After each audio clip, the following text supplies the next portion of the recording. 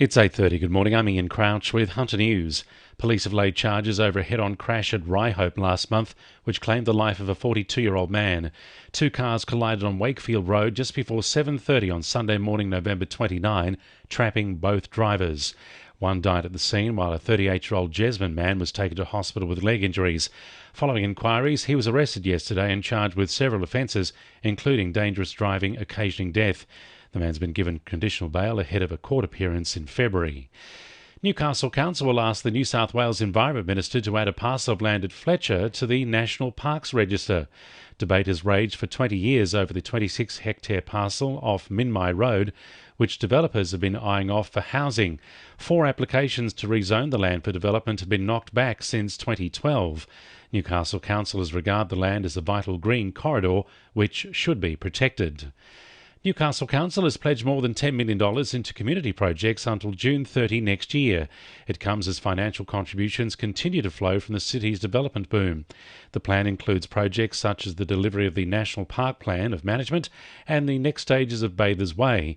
Deputy Lord Mayor Declan Clausen says this will benefit current and future residents. Newcastle's expecting a fair bit of growth in terms of our population over the coming decade. And so it's important that we continue to invest in critical community infrastructure so that we're able to respond to the needs of both current but also of future residents. Owners of young dogs in Newcastle and Lake Macquarie are being urged to watch out for symptoms of parvovirus. There's been a sudden spike in the number of confirmed cases of the deadly virus in the past couple of weeks, which has mainly spread through the faeces of dogs. Symptoms include vomiting and severe diarrhoea. The Hunter Valley has been chosen as one of 7 regional areas across Australia by a new research centre investigating how to more effectively shut down coal mines. The Cooperative Research Centre has been given almost $5 million by 74 research partners to create a framework before the end of next year. Centre CEO Guy Boggs says investment into not only rehabilitating mine sites but optimising their use could bring more than $2 billion into the Australian economy. Australia has just a world-leading resource sector. It's going to be very natural that over the next 10, 20, 30 years we're going to see more and more mine closures, and it's really important that not only are we attracting investment into new mining projects by demonstrating that we have a world-leading closure and relinquishment process in Australia, but also that we are optimising the value that goes to our regional economies. If you're looking for some extra cash in time for Christmas, Revenue New South Wales could be the place to go. There's more than $461 million sitting in state coffers, which the government wants to reunite with its rightful owners. Of that, more than $8 million is available to claim by residents in Newcastle, Lake Macquarie and the Hunter Valley. It's come from local councils, private companies and government agencies which have not been able to track down the owners. To find out if you have unclaimed money, head to the Revenue New South Wales website and type your name into the search engine.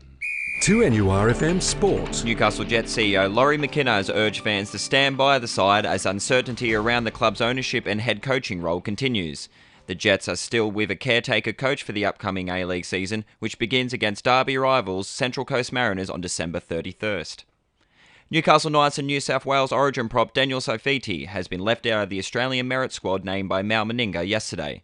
This comes despite the 24-year-old performing the strongest statistically of the forwards during this year's State of Origin series. Local surfer Sarah Baum says she is pleased with her pre-season form, which saw her finish 3rd position at the Northern Beaches Open last weekend. Baum scored a perfect 10 in the early rounds before struggling with poor conditions in the finals.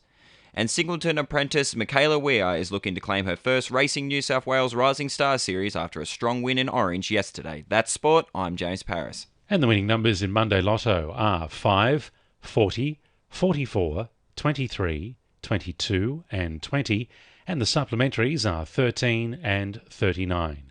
2NURFM News Time, 25 to 9.